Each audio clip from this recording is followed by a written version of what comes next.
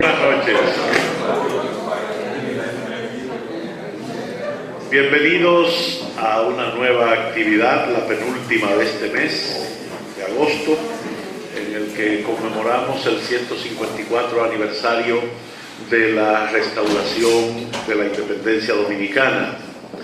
Hoy la Academia nos convoca a la conferencia Raciones y Ranchos, una visión alimentaria de la guerra restauradora, que estará a cargo del académico de número, licenciado Edwin Espinal Hernández. Damos la más cordial bienvenida a los académicos de número, los expresidentes de la academia, académicos correspondientes, y a todos ustedes, sospechosos usuales de estas actividades, por su presencia esta noche acá. Permítanme presentarles a nuestro disertante de esta noche. Edwin Rafael Espinal Hernández nació en Santiago de los Caballeros y es licenciado en Derecho por la Pontificia Universidad Católica Madre y Maestra, con posgrado en Derecho del Trabajo y Seguridad Social, en Derechos de Autor y Derechos Conexos, tanto por la Universidad Madre y Maestra como por la Universidad de Buenos Aires y la Universidad EAFIT de Medellín, Colombia. Fue director de la Oficina Nacional de Derechos de Autor y es profesor de la Universidad Católica Madre y Maestra y ha sido docente en otras universidades nacionales. Es conocido por su gran obra publicada básicamente con relación a Santiago y a los temas santiagueros y de legislación de propiedad intelectual. Ha ganado el Premio Nacional de la Juventud, el Premio Nacional Feria del Libro Eduardo León Jiménez en el año 2006 por su obra Historia Social de Santiago de los Caballeros 1863-1900, y ganó el Premio de Joven Sobresaliente de República Dominicana otorgado por JC 72. En la actualidad está dedicado al ejercicio de su profesión de abogado y a las investigaciones genealógicas e históricas y a sus responsabilidades como miembro del número de la Academia Dominicana de la Historia y del Instituto Duartiano. Con la conferencia Raciones y Ranchos, una visión alimentaria de la guerra restauradora, demos la bienvenida al licenciado Edwin Espinal Hernández, académico de número de esta institución.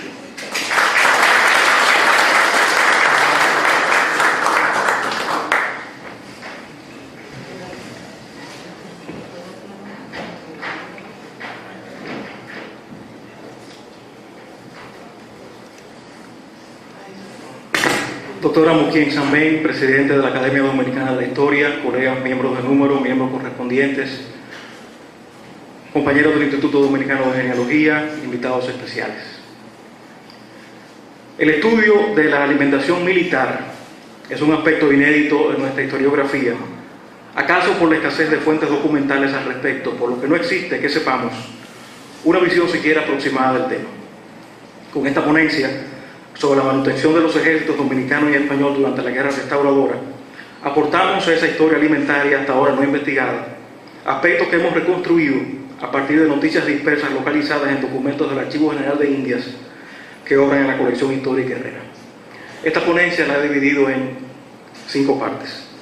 En las 2 primeras me adentro a exponer las limitaciones a las que se vieron sometidos los españoles en los primeros años de la anexión en cuanto a su alimentación y a las restricciones que en el curso de la guerra afectaron el razonamiento de sus tropas por razones de peso, envasado, conservación y traslado. En la tercera, valoro las trabas que significó la guerra de guerrillas desarrollada por el ejército dominicano para el abastecimiento y el transporte de los convoyes de raciones del ejército español. La cuarta la dedico a presentar las noticias recabadas sobre el abastecimiento de los restauradores, y la quinta, que entiendo es la más interesante, y entiendo que así lo compartirán conmigo cuando entremos a esa parte, un análisis de los componentes de las dietas de cada ejército y cómo estos incidieron en su desempeño. El 30 de marzo de 1861, para dar principio de ejecución a la reincorporación de la República Dominicana a España, zarparon desde el puerto de La Habana el vapor de Su Majestad Isabel la Católica, llevando la insignia y guiando como nave capitana una goleta de transporte que remolcaba conducente de raciones y de material de un hospital de campaña, el vapor Velasco y la fragata de élite Berenguela, última esta en el que iba en un cargamento de 100.000 cartuchos y como pasajero principal el brigadier Antonio Peláez, jefe de la brigada. El 6 de abril siguiente, esta flota atracó en la ciudad de Santo Domingo en el marco de una operación calificada como penosa, pero sin las dificultades que en mayor grado significó acuartelar tropas que durmieron en el suelo hacinadas y los oficiales sin lograr acomodarse en ninguna parte ni hallar qué comer. La anexión a España comenzó pues con una dificultad que resultaría permanente para las tropas ocupantes: el abasto en cantidad y calidad apreciables de provisiones de boca. Esta limitante no solo se manifestó en la ciudad capital, sino que fue patente rápidamente en otros puntos. La guarnición de Samaná, establecida antes de que la brigada expedicionaria de Peláez arribara a Santo Domingo, pronto atravesó una mala situación, por lo que sus fuerzas fueron auxiliadas el 18 de abril siguiente, conforme a órdenes del general Rubalcaba, por el teniente coronel comandante Luis Golfín, quien llevó a bordo del vapor Blasco de Garay mes y medio de víveres, herramientas y 2.000 pies de tablas. La insuficiencia y la carestía de los alimentos golpeaban rudamente a la población dominicana al momento de la llegada de las milicias españolas. Reveladores de los niveles de subsistencia de la época son los párrafos siguientes, extraídos del diario de la Brigada Expedicionaria de Santo Domingo. La miseria que se advierte en este país contrasta singularmente con la feracidad de sus terrenos. La gente del país se mantiene generalmente con viandas y cerdo cimarrón, de modo que los artículos de primera necesidad no solo han escaseado, sino que los pocos que había se han vendido a precios verdaderamente fabulosos, y los cuerpos se han visto en la necesidad de adquirir artículos para el rancho de la tropa en Cuba, Puerto Rico y Saint Thomas. Las tropas y hasta los señores jefes y oficiales han sufrido en este particular hambre y privaciones sin cuenta. El aumento de la población, producto de la llegada de los contingentes armados, implicó una mayor demanda de alimentos y su consecuente aumento de precio, como se expresaba en una carta al capitán general de Cuba del 12 de abril de 1861.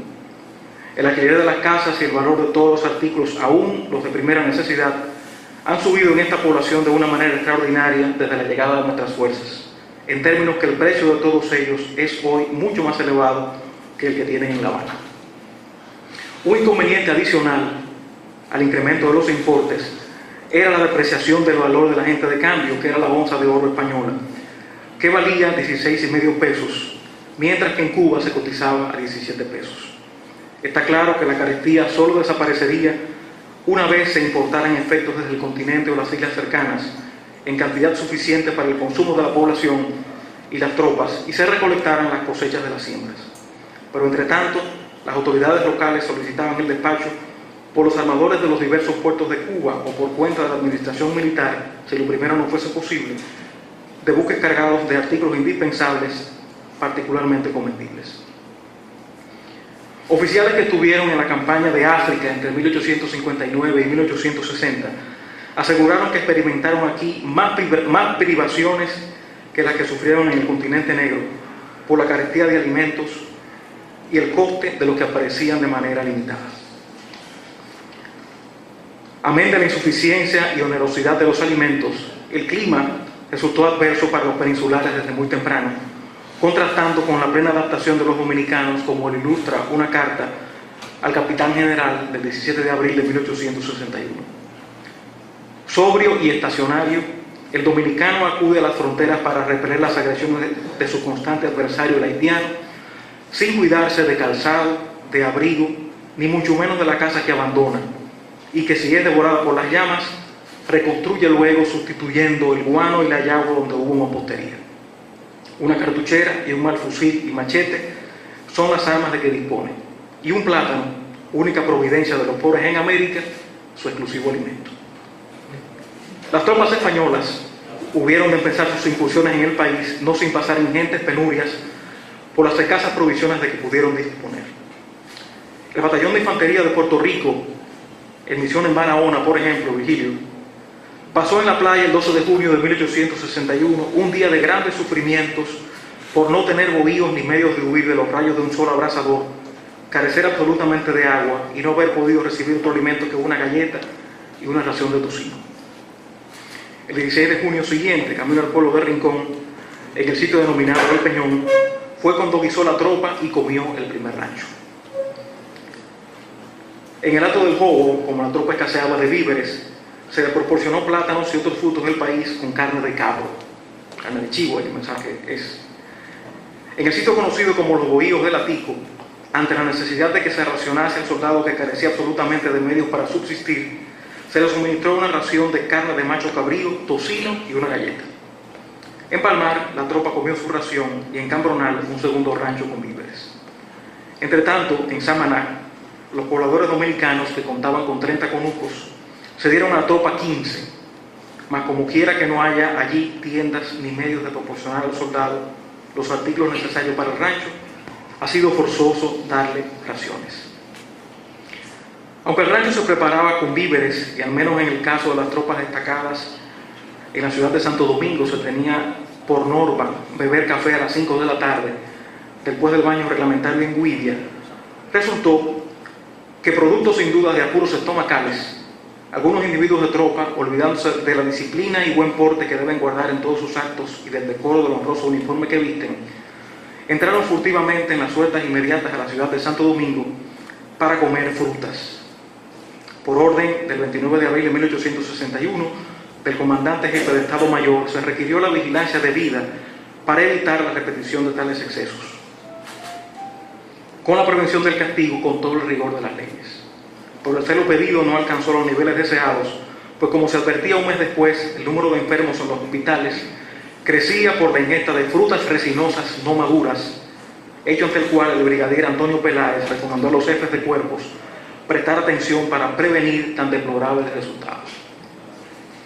Visto los desastrosos efectos, el jefe de Sanidad Militar, en una carta al brigadier Segundo Cabo del 30 de junio de 1861, pedía no hacer uso de esas frutas ni de ninguna otra, a no ser la naranja de China, la piña bien madura, cuidando de no tragar el bagazo ni tomar licores antes ni después de haberla comido. Ron. El funesto resultado producido por el uso de las frutas, a pesar de la prohibición que repetidas veces se le ha hecho a las clases y tropas de comerlas, llevó al brigadier general ordenar castigar con el mayor rigor al individuo que incurriese en tan incalificable falta, mediante una segunda orden del 1 de julio de 1861. El sobreprecio de los productos de primera necesidad en el país, en comparación con los que predominaban en Cuba y Puerto Rico, era considerable y radicaba en el hecho de que los comerciantes locales se surtían en esas islas. Al alto costo de las escasas vituallas que podían acopiarse, se sumaba como contrapartida la reducida provisión de recursos de la Administración de Hacienda para subvenir a la alimentación de las tropas y saldar las compras a los proveedores dominicanos, lo que generaba quejas desde distintos lugares del país. Las restricciones en la alimentación de las tropas devinieron en una constante. En 1862, el general de división Eusebio Puello, gobernador militar y político del distrito de Azua, recibió quejas del mal estado de algunas de las clases de víveres que se suministraban a las tropas por la administración militar y refirió el mal estado de la manteca, tocino y garbanzos en el almacén de provisiones de ese distrito y la mala calidad del pan que se le daba a los enfermos por la deficiente calidad de la harina utilizada.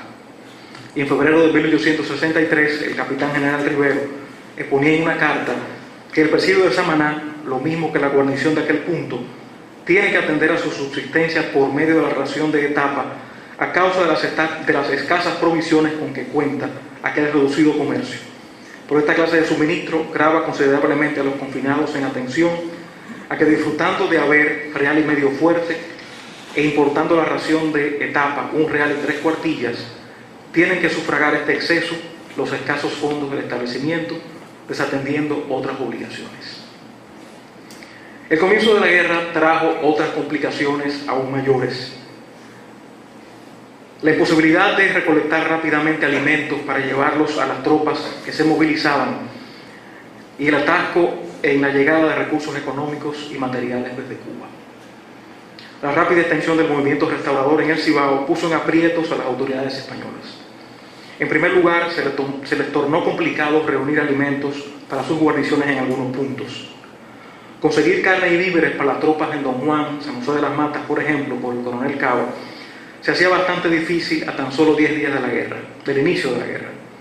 Y fuera de Santiago y Puerto Plata, a principios de octubre de 1863, según el capitán general Rivero, era imposible hallar raciones para una fuerza considerable que obliga, por tanto, a tener que conducirlas desde el punto de desembarco, aquel en que hayan de consumirse, lo cual hace indispensable emplear la fuerza necesaria para custodiar el depósito y para emplearse en la conducción, lo que exige fuerzas numerosas. Esa restricción había sido generada sin dudas con el apoyo de los comerciantes dominicanos o extranjeros favorecedores del levantamiento, lo que llevó a Rivero a la conclusión, cito, de que la revolución cuenta con grandes elementos y aventurar anticipadamente la idea de que se ha preparado en el territorio haitiano próximo a la frontera, de cuyo Estado ha debido recibir los auxilios necesarios. Aunque se esperaban recursos adicionales a los recibidos ordinariamente en un primer momento, las autoridades de Hacienda de Cuba no destinaron partidas extraordinarias para cubrir la movilización y el avituallamiento de los cuerpos armados. En una nueva carta del 11 de septiembre de 1863, Rivero observaba que con el pájaro del océano se han recibido 33,000 y pico de pesos, cuya cantidad había que distraerla casi en su mayor parte del objeto a que debía ser destinada, con el fin de atender a las necesidades extraordinarias que se han originado en las actuales circunstancias. Y en otra correspondencia, del 19 del mismo mes, subrayaba que había solicitado el capitán general de Cuba, además del presupuesto ordinario de octubre, una cantidad crecida para hacer frente a los considerables gastos extraordinarios de las operaciones. Las partidas enviadas, sin embargo, no fueron suficientes en todo momento y localmente no fue posible compensar sus limitadas cantidades por las trabas que impusieron los dominicanos al aprovisionamiento del ejército español. La imposibilidad de obtener bastimentos en la zona rural entorpecía un rápido avituallamiento y obligaba a destinar batallones para transportar las provisiones desde Puerto Plata, con lo que a su vez se descuidaba el enfrentamiento armado. Los convoyes de raciones estaban integrados por un número de acémilas, de burros y de mulos, que variaban según las cantidades transportadas e iban escoltados por compañías. Además de los animales, se utilizaban carretas para el transporte de algunos productos. Las brigadas de acémilas tenían encargados y además del trasvase de alimentos servían para el despacho de los enfermos de los campamentos. El traslado de las raciones de campaña estaba afectado de múltiples complicaciones. En primer lugar, los malos caminos y el calor, lo que hacía fatigar a la tropa y a los animales. Pero también el mal estado de los medios de transporte. Un convoy de 6,000 raciones de galletas, 6,000 raciones de arroz, 3,000 raciones de tocino, 350 raciones de maíz y un quintal de sal, escoltado por 4 oficiales y 90 hombres del batallón de Isabel II, con destino a las tropas del general Eusebio Puello en San Juan de la Maguana, despachado por José de la Gándara desde Asua, llegó retardado en 5 días al campamento del Corozo por el mal estado de las carretas empleadas, que por demás iban demasiado cargadas, lo que generó el natural cansancio de las acémilas. Además, factores en el curso de los tránsitos de un punto a otro, como los repetidos vuelcos de las carretas y la abertura de los sacos, echaban a perder determinados alimentos, como las galletas, por ejemplo, que se humedecían muy rápidamente por las lluvias que afectaban las marchas, por no ir cubiertas en forma adecuada. Amén de que los envases utilizados eran a menudo inapropiados para el traslado de los animales. En octubre de 1863, el coronel primer comandante Pablo Baile planteaba al capitán general desde un campamento a orillas del río Jaina que era conveniente que los víveres vinieran envasados de manera que hagan fáciles las cargas, pues el otro día trajeron barriles de tocino de imposible transporte por caballería. Fíjense el contraste para el mismo año, la misma época, entre el ejército español y el ejército de la Unión en la guerra de secesión de Estados Unidos. Los españoles tenían una caja recubierta de plomo interiormente para transportar el pan, solamente el pan. Aquí tenían que llevarlo en un saco que se abría cada vez que una carreta se caía. Una condicionante de ribetes particulares era la diferencia de peso en las raciones de víveres. Todas las romanas que existían en el litoral de la isla eran francesas y tenían 12,5% más que el peso español, lo cual implicaba diferencias en la distribución de raciones, aunque aún con ese inconveniente, siempre había en las remesas de víveres una notable diferencia. Otra restricción a la rapidez en el transporte de las raciones era el muermo, enfermedad que afectaba a las asémilas, caracterizada principalmente por la ulceración y flujo de la mucosa nasal e infarto de los ganglios linfáticos próximos. Esta virulenta y contagiosa enfermedad fue la que detuvo el traslado en noviembre de 1863 de más de 10.000 raciones que, llevadas al río Jaina por el transporte San Quintín y la goleta Santa Lucía, fueron impedidas de ser trasladadas al cantón de San Cristóbal. Por ningún medio pudo hacérseles continuar a las además 10 cansadas asémilas disponibles, a pesar de ser conducidas cada una por 3 soldados de caballería. 3 hombres tenían que darle fuerte a las mulas y ninguna quiso avanzar por la enfermedad que le estaba afectando en ese momento. La ingesta de los animales constituía otro obstáculo que dificultaba que las cargas llegaran completas a su destino. Tanto los mulos de carga como los caballos de oficiales y soldados se alimentaban con maíz y maloja. Pero cuando faltaban las partidas del grano destinadas a las primeras, estas se racionaban con el maíz de los convoyes, parte de cuyas raciones, en casos de necesidad absoluta, también eran tomadas para alimentar a sus escoltas. Un perjuicio de mayores dimensiones se sumaba a la gran dificultad que resultaba el traslado de las cargas, que era la insuficiencia misma de asémilas. Sin mulos sobrados para el transporte, la movilización de las tropas era arriesgada por la restringida cantidad de insumos, pertrechos y piezas de artillería que podían llevarse, lo que se complicaba aún más si el número de escoltas para su vigilancia era limitado y si la destinación de soldados para esa función implicaba dejar desguarnecida una posición. Ilustrativos de ese inconveniente son los casos de las incursiones del coronel jefe de Estado Mayor Mariano Capa y el brigadier Rafael Primo de Rivera desde Puerto Plata a Santiago en septiembre de 1863, y el frustrado ingreso al Cibao del teniente general Pedro Santana en la segunda mitad de ese año.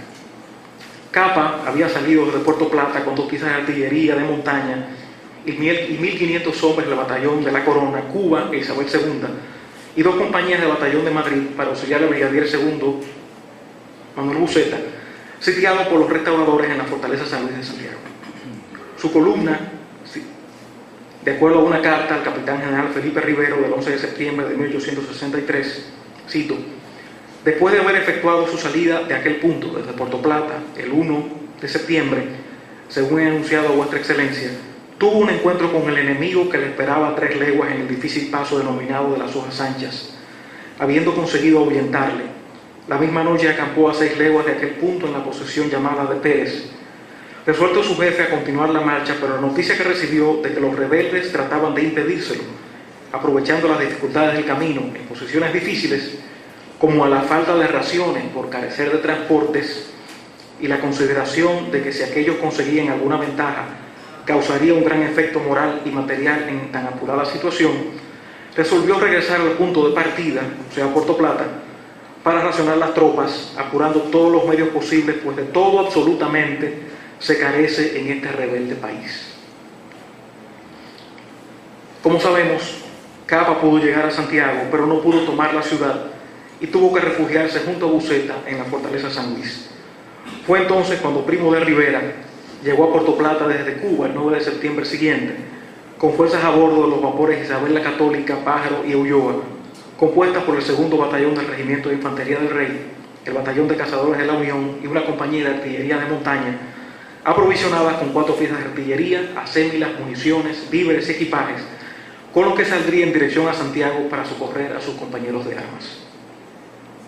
El comandante Juan López de Campillo advirtió que se carecía de asémilas y razones de víveres suficientes, que convoyar las tropas al interior ofrecía 1000 dificultades y que salir solo con 1000 hombres, sin datos acerca del enemigo y del paradero de las columnas españolas, era arriesgado.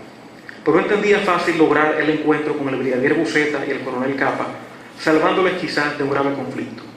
Pese a esta advertencia, y aun cuando efectivamente le hacían suma falta acémilas y víveres, Primo de Rivera anunció al capitán general de Cuba que saldría hacia Santiago el 11 de septiembre. En la fecha indicada, Primo de Rivera partió con 5 paquetes de cartuchos y 4 raciones de tapa, además de una camisa, un pantalón y un par de zapatos por plaza. En 18 acémilas que trajo de Cuba, transportó 75.000 cartuchos y las cajas de botiquines de los cuerpos. En el relato que hizo de esta travesía queda evidenciado el error en que incurrió al hacer caso omiso a las advertencias que se le hicieron. Aunque mi objeto era evitar, dice Primo de Rivera, evitar embarazos en la marcha, no pude conseguirlo a pesar de los mayores esfuerzos de celo e interés por parte de todos, porque careciendo la mayor parte de los bagajes, de la resistencia necesaria y de aparejos y cuerdas que no había en este pueblo, se detenían a cada paso para cargarlos, teniendo que dejar 5 en el camino, perdiéndose además varias cargas. Por estas razones, el excesivo calor y los bisueños de mis tropas me vio obligado, para que no se aprovechase el enemigo de lo que fuese quedando rezagado, de la fatiga del soldado, a mandar frecuentes y largos descansos. Si bien no comió la tropa desde su salida más que alguna galleta y tocino de sus raciones, por no ser posible guisar los ranchos. O sea, el tiroteo al que se vio sometido esta columna de Primo de Rivera impidió que los españoles pudieran armar un fogón para calentar la comida. Solamente pudieron comerse una galleta y un poco de tocineta, quizás frita, o acaso cruda, quién sabe. Todas las casas y bohíos que encontramos en el camino estaban completamente abandonados y no encontramos un solo habitante del país, ni alcanzamos a ver recursos de subsistencias, exceptuando alguna que otra res, y esto hace comprender que unos por miedo, otros por ofendernos, todos viven ocultos en los bosques, dando así a la sublevación un carácter más grave. Sometido a ataques a partir de hojas anchas y con víveres para solo 2 días, al día siguiente de su salida acampó en la sección de Pérez, donde, reunido en consejo de guerra con sus oficiales superiores, concluyó que, estando el país sublevado en masa, abandonados todos los caseríos, no hay modo de proporcionarnos recursos, ni establecer depósitos de municiones, ni tener confidentes, espías, ni guías seguros. Serían diezmadas nuestras tropas por el clima y la falta de alimento. Convencido que el estado del país y la naturaleza de la guerra exigían una dirección superior y grandes recursos, cosas ambas de las que carecía, con lágrimas en los ojos firmó el acta levantada al efecto y decidió regresar a la 1 de la tarde a Puerto Plata, después que la tropa comiera el rancho. Llegó a las 2 de la mañana por el largo traslado de heridos y enfermos y un temporal de agua. Puerto Plata, al igual que Santiago, sería sitiada por los restauradores. Estos cercos, el de Santiago y Puerto Plata, evidencian que los dominicanos visualizaron tempranamente la importancia vital de la alimentación como sostén del enemigo y consecuentemente lo indispensable que era impedirla o limitarla a toda costa. En el caso de Santiago, y según Adriano López Morillo, Buscetta estaba convencido de que los rebeldes dominicanos no pondrían un pie en esa ciudad, por lo que rechazó la proposición de los comerciantes de aprovisionar el fuerte San Luis con alimentos. Su confianza, sin embargo, era hueca y tenía por objeto llevar tranquilidad al capitán general Rivera.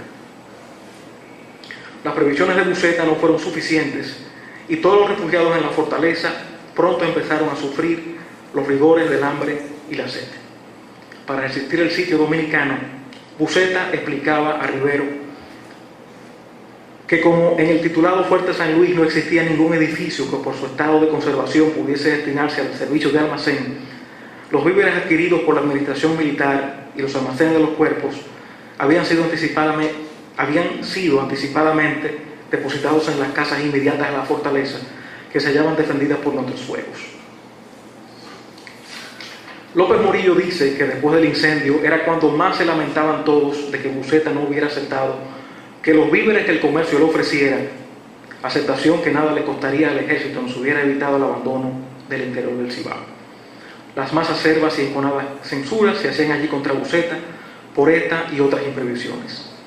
Fue así que, fracasados los intentos de romper el cerco dominicano, sin suficientes provisiones e imposibilitada la columna de Primo de Rivera de remontar los pasos de la cordillera septentrional, que como vimos tuvo que irse de nuevo a Puerto Plata y lo llevó a Santiago, Buscetta y sus tropas salieron de Santiago el 13 de septiembre de 1863 sin encontrar obstáculo alguno, aunque fueron asediados posteriormente en forma de misericordia por las fuerzas de José Antonio Salcedo, Benito Monción, Pedro Antonio Pimentel y Gregorio Luperón, hasta su llegada a Puerto Plata 2 días después. En Puerto Plata, a la salida de Buceta a Santo Domingo, las tropas españolas se retiraron de la ciudad a la fortaleza San Felipe, por lo que aquella fue literalmente abandonada por sus habitantes. Unos se acogieron a los buques anclados en el puerto y otros bajo los fuegos del fuerte.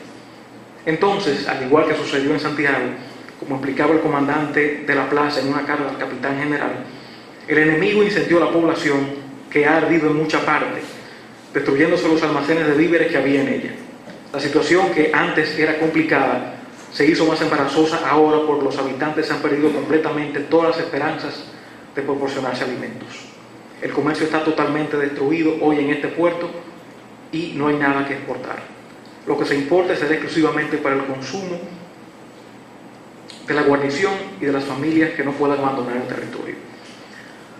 La quema de la ciudad privó a los habitantes de la gran cantidad y variedad de alimentos que el comercio podía suplirles, pero también a los ciudadanos que se refugiaron en la fortaleza, lo que hizo más terrible la situación. Ante la falta de víveres y bloqueados por unos 8.000 dominicanos, en el campamento de Puerto Plata pasaron a ser esenciales la leña y la harina. La primera por constituir un artículo de tanto gasto para los ranchos de tropa y cocinas de los jefes oficiales, empleados civiles y paisanos, cobijados bajo estas defensas, así como para los hornos de pan. Y la segunda, justamente para la elaboración de pan, preferido sobre la galleta, y para cuya cocción se construyeron 2 hornos. La guarnición y la marina de Samaná eran las que suplían de leña a Puerto Plata. Santiago estaba tomado y el único contacto que tenían los españoles era Samaná, desde donde le llegaba la harina para hacer el pan. Operación que no se hace sin riesgo de la proximidad del enemigo, según un informe del brigadier gobernador de esa provincia.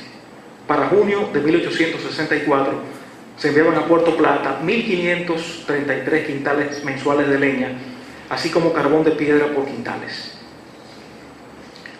A modo de sustento tempranero, en noviembre de 1863, entre otras previsiones generales, Primo de Rivera dispuso que a las 4 de la mañana las tropas en Puerto Plata tomaran una buena sopa, café y una copa de aguardiente.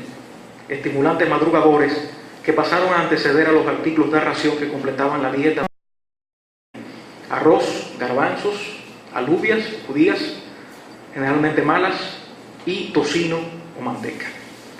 Fuera de esas mercaderías, cualquier otro artículo que se pretendiese obtener debía ser pagado a precios exorbitantes a aquellos que los adquirían en islas cercanas.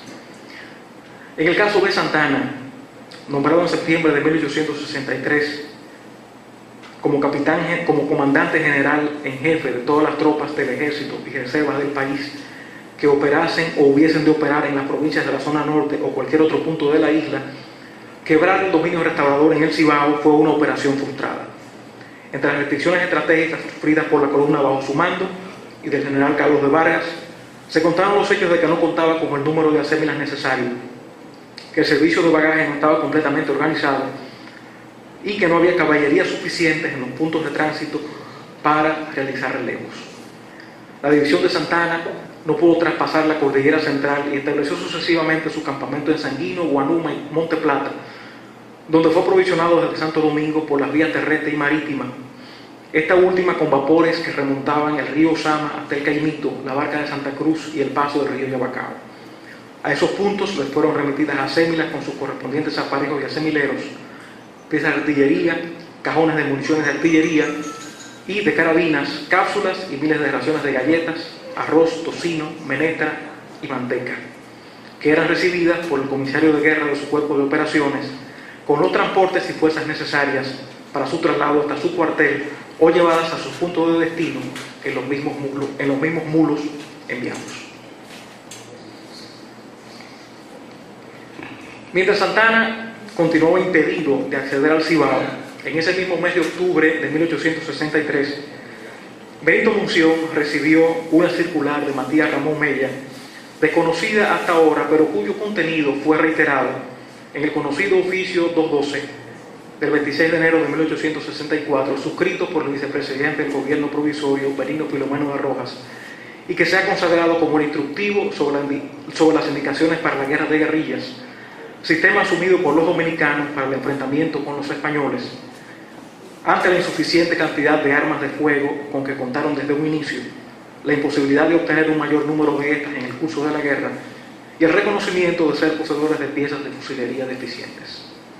Entre sus tácticas estaban hostilizar al enemigo día y noche, interceptar bagajes y comunicaciones y cortar fuentes de agua, agobio con guerrillas ambulantes, con unidad de acción sobre frente, retaguardia y flancos, no presentar frentes por pequeños que fuesen, y hostigamiento en pequeños grupos para evitar el sueño día y noche. Esas tácticas se impusieron tempranamente para impedir el abastecimiento de las fuerzas españolas, y de ellas y sus múltiples formas de apropiación hay variados testimonios. En el sur y el este, una vez la guerra se extendió hacia esas regiones, los convoyes españoles se convirtieron en blancos primordiales de las guerrillas restauradoras. En el sur, vapores españoles desembarcaban raciones en las calderas y agua a la estancia y la desembocadura del río Jaina, en este último caso para las tropas en operaciones en San Cristóbal, desde donde eran trasvasadas a acémilas para su traslado. Al menos en una ocasión, en octubre de 1863, se sugirió aprovechar la luz de la luna para recoger los embarques en Jaina y marchar de madrugada, con seguridad para burlar los ataques de los dominicanos. En el este, el traslado de los alimentos se hacía por la vía marítima y fluvial de Santo Domingo.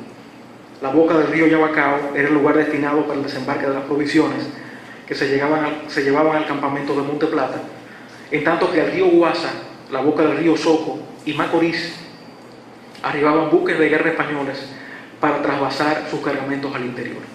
En el caso del Ceibo, en el caso de falta de raciones, se enviaban balandras a proveerse en Samaná. Ya en tierra, los convoyes debían tomar difíciles rutas. Higüey y el Ceibo estaban separados por 14 leguas de muy mal camino, todos a través de un monte muy espeso. En la provincia del Ceibo, espesísimos bosques se extendían por los flancos de todos los caminos, y entre Atomayor y el Ceibo los convoyes tenían que atravesar difíciles pasos. La utilización de las columnas españolas tenía como fin último destrozarlas e impedir que los convoyes de alimentos llegaran a su destino, y en el peor de los casos retardar su llegada, para dejar a sus lugares de destino con nulas posibilidades de defensa. Y es que sin líneas de suministro para mantener una posición, ello era mucho menos que imposible. Con el asedio de los convoyes, tanto de día como de noche, aprovechando la espesura de los bosques y sobre sus frentes, retaguardias y flancos, se seguían las orientaciones dictadas para la guerra de guerrillas. De esas incursiones hay muchos informes, yo localicé muchos informes de las autoridades españolas, pero por cuestiones de tiempo, sencillamente voy a citar uno de esos ataques que ocurrió en el sur en diciembre de 1864. Fue un ataque a un convoy que tenía resguardo de 139 hombres, 50 voluntarios, comandado por un capitán y un coronel, 17 acémilas, 20 burros. Fueron atacados por una fuerza del coronel José María Cabral entre 500 y 600 hombres. Los españoles en su informe dijeron que la columna española había sido derrotada, pero fue una victoria pírrica, porque en poder de los dominicanos quedaron 4 mulas, 7 mulos, 2 burros y extraviados 3 acemileros. Se perdieron 11 acémilas de brigada, murió el coronel, la mayor parte de los oficiales y la mayor parte de los soldados fueron hechos prisioneros y llevados unos a San Juan de la Maguana y otros a Neiva. Y solamente llegaron a Fondo Negro 50 hombres, que expuestos y amenazados hubieron de retirarse a Neiva días después por solo tener raciones para 2 días y apenas las municiones que tenían en las cartucheras. O sea que los ataques dominicanos eran demoledores para que las acémilas justamente no pudieran llegar a su lugar de destino. La movilización de tropas y el sostenimiento de una determinada posición tenían como presupuesto el debido soporte alimentario, sin el cual las marchas o la permanencia en una localidad no eran aconsejables, realidad que fue aprendida por ambos ejércitos. En el ejército español, hay constancia, había oficiales conscientes de que sin la logística oportuna en cuanto a manutención, nada podían hacer frente a los dominicanos, por muy bien armados y entrenados que estuvieran. Veamos ahora la contraparte, el aprovisionamiento de los restauradores. Las noticias sobre el abastecimiento del ejército restaurador son muy escasas y se inician a partir del establecimiento del gobierno provisorio en Santiago, justo en la misma fecha de su instalación, el 14 de septiembre de 1863, cuando se nombró al general Andrés Tolentino como comisario general o comandante abastecedor. Hay que pensar que antes de esa fecha el avituallamiento del ejército careció de organización y dependía de los diferentes jefes de tropa. La guerra se inició sin que el gobierno tuviera recursos para solventarla, por lo que se dispuso racionar inicialmente al ejército con reses y plátanos, y que todos los dominicanos contribuyeran a su sostenimiento en proporción de sus fortunas particulares. En ese orden se ordenó a los comandantes de armas e inspectores de agricultura realizar requisiciones y envíos de ganado y víveres, reses y plátanos fundamentalmente, ya fuese de manera voluntaria o forzosa, contra la expedición de vales o recibos para su pago en tiempo oportuno, previa validación por sendas comisiones locales designadas al efecto, y excepcionalmente contra el pago de dinero si el ganado escaseara. Asimismo, los comandantes de armas tuvieron a su cargo organizar las correspondientes comisarías de guerra y la designación de jefes de bagajes para el transporte de vituallas. En los casos en que existieran comisarios de guerra designados, estos harían las requisiciones del lugar para el mantenimiento de las tropas y organizarían los servicios de bagajes.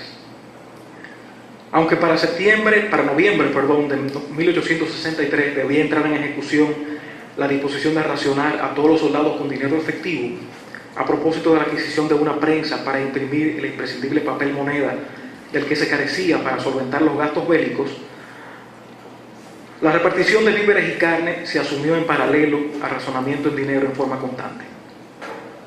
La asignación en esta etapa presentó la variante de la formalización escrita de la voluntad de las partes, como lo confirman las contrataciones para la compra de ganado en 1864 al general Juan Francisco García para las tropas de las comunas de abajo, que debían ser justipreciadas para su posterior pago por el gobierno, y a José Manuel Glass, con quien el administrador general de Hacienda fue autorizado a pactar tras Glass haber ofrecido proveer los cantones de las líneas de operaciones de Montecristi y Estero Balsa, cuyos pagos haría el gobierno en tabaco.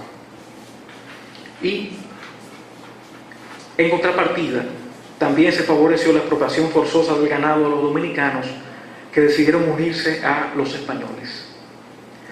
De las reses matadas para racionar las tropas, se aprovechaban sus pieles y su sebo, cuya recolección se encomendó, esto es muy interesante, en septiembre de 1863 a todos los comandantes de armas para las necesidades del servicio público. Entre esas necesidades pensamos que se contaría en la fabricación de velas, por ser una alternativa más barata que la cera, y la lubricación de los cartuchos de fusil. Hay que recordar que el sebo se empleaba para engrasar los cartuchos con cuerpos de papel de los fusiles y que fue materia prima para fabricar lubricantes para las municiones de los fusiles Springfield modelo 1861 utilizados en la guerra de secesión norteamericana. Matada la vaca, se le quitaba el cuero, se aprovechaba el sebo entonces para engrasar los cartuchos de los fusiles de los dominicanos.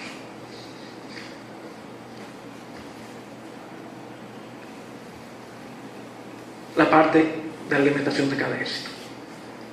De los documentos estudiados y por la frecuencia de sus menciones, hemos podido explicar que en el caso de los españoles, sus raciones se componían esencialmente de galleta, tocino, arroz, garbanzos y pan, y en forma secundaria de judías, maíz, víveres, café, vino, plátano, carne de chivo, carne de res, sopa y aguardiente.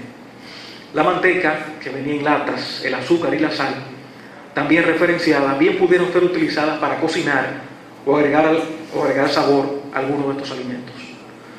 La galleta, en palabras de la Gándara, era el artículo de mayor necesidad y todas las tropas de la isla lo alternaban con el pan, recomendado desde el siglo XVIII como comida militar para prevenir enfermedades como el escorbuto, la disentería y las calenturas pútridas, todas derivadas de una mala alimentación y que proporcionaba alrededor del 50% del total de las kilocalorías ingeridas al cabo del día por los soldados. El tocino era el principal alimento de origen animal presente en las raciones y los garbanzos y las alubias representaban la única provisión de legumbres y junto al pan constituían el grueso del valor energético de las raciones. La galleta y el tocino, como municiones de boca fundamentales, podían unirse a los garbanzos, las alubias y los víveres en una sopa. Se picaba las galletas, se picaba la tocineta, se echaba todo un sartén con agua y se hacía un potaje con eso. De su lado, la carne aparece en un segundo rango, al igual que en España, donde era el componente menos representado en la alimentación del ejército por su escasa cantidad en los ranchos, lo que implicaba que su presencia medida en proporción de la ingesta calórica fuera muy baja. Las raciones en especie de los españoles se medían en onzas, de galletas entre 10 y 14 onzas, menos de una libra de galletas diaria, arroz 3 onzas, o entre 5 y 6, y tocineta 2. El rancho se comía temprano, después de las 10:30 de la mañana, y no sabemos si se comía más de uno. Solamente hay un caso donde aparece que comieron 2 veces. Pero si comían onzas de esos alimentos una sola vez al día, imagínense la fuerza que podían tener. Los oficiales e individuos de tropa se razonaban con días de tapa y haber, y para economizar las raciones en especie se razonaba en metálico, lo que era preferido por los milicianos. La distribución de las raciones estaba a cargo de un oficial de la administración, y vale referir que Máximo Gómez, ostentando el rango de capitán de las reservas españolas, claro, era encargado en 1863 de la distribución de fondos y raciones de víveres en San José de Ocoa, y que en 1864, en su condición de comandante de las reservas provinciales en dicha localidad, fue designado para verificar el suministro de raciones a su guarnición y llevar la cuenta y razón del servicio. En el caso de los dominicanos, el plátano y la carne de res aparecen como los alimentos esenciales de su dieta. En segundo plano figuran arroz, frijoles, habichuelas, harina, cecinas de vaca, puerco, pan y bacalao. Bacalao, único alimento de origen marino. La harina pudo ser la base del pan o alimento, y no era machete lo que le tiraban a los españoles, se le tiraban tiros. Y justamente esa debilidad de no poder enfrentar a los españoles frontalmente en grandes batallas fue lo que hizo que se asumiera la guerra de guerrillas. Y por supuesto, todo el entorno climático, todo el entorno de la vegetación de la época y las vegetaciones las enfermedades, que afectaron a los españoles por la deficiente alimentación, confluyó todo, fue una tormenta perfecta en favor de los dominicanos. Don Bernardo, ahí viene. Es indudable que los dominicanos, con su tasajo salado, metidos en un macuto, como guerrilleros, tenían una ventaja extraordinaria contra las tropas españolas en cuanto a la alimentación. Y el trabajo de hoy que hemos escuchado, indudablemente, que es un trabajo excelente, confirma eso. Yo solo quiero enfatizar que junto con ese problema de la falta de alimentación, hubo otro elemento que debilitó muchísimo al español, que fueron sus enfermedades.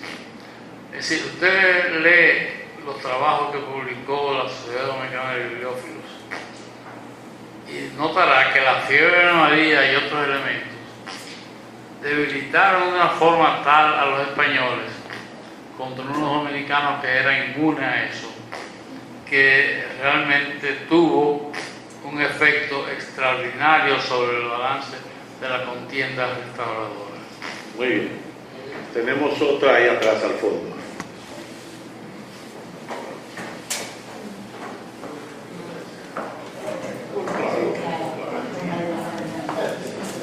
Licenciado, la cativía no formó parte de la alimentación del ejército restaurador dominicano,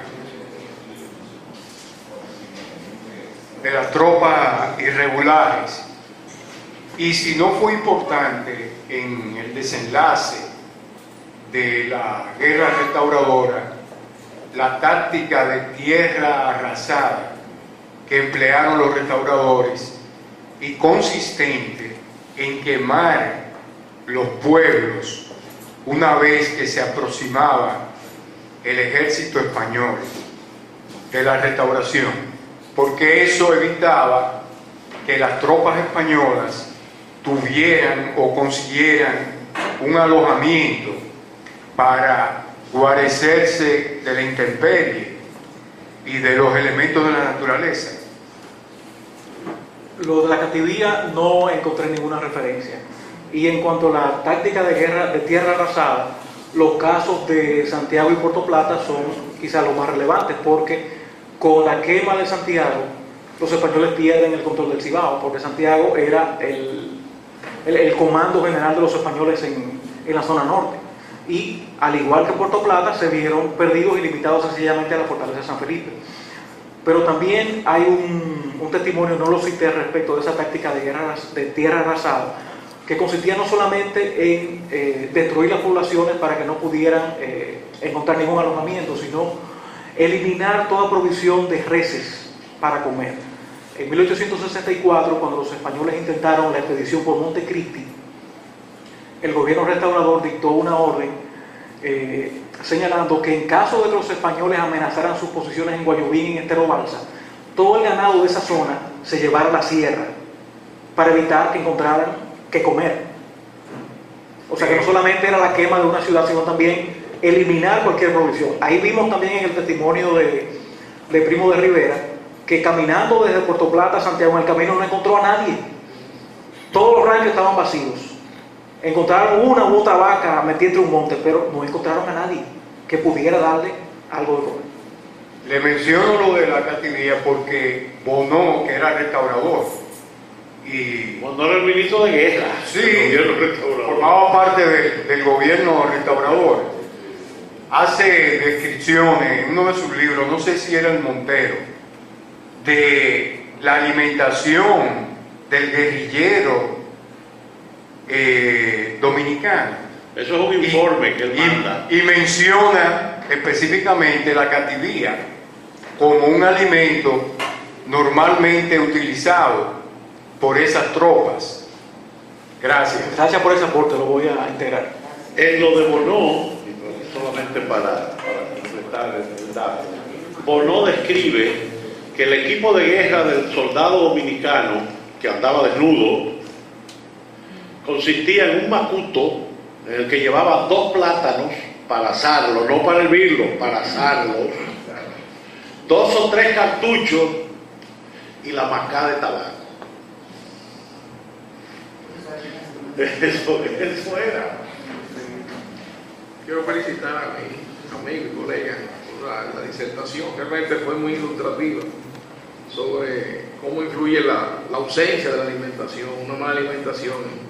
Ya lo vimos con los colonizadores españoles al principio del siglo, finales del siglo XV, los problemas que hubo aquí de ambientación porque no conocían el aspecto de dieta. Pero yo quería llamar la atención en cuanto a los elementos que operaron en contra de los españoles. También estuvo la vestimenta. O sea, la vestimenta. Los españoles nunca habían peleado en un clima tropical, porque en Cuba nunca pelearon hasta después de la restauración y en Puerto Rico.